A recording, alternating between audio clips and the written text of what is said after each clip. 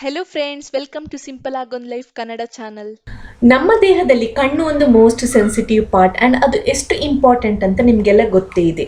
So ಇವತ್ತಿನ ವಿಡಿಯೋದಲ್ಲಿ ನಿಮ್ಮ ಕಣ್ಣಿನ ಪವರ್ ಎಷ್ಟು ಶಾರ್ಪ್ ಆಗಿದೆ ಅಂತ ಟೆಸ್ಟ್ ಮಾಡಲಿಕ್ಕೆ ನಾನೊಂದು ಸ್ಮಾಲ್ ಚಾಲೆಂಜ್ ಇಟ್ಟಿದ್ದೇನೆ.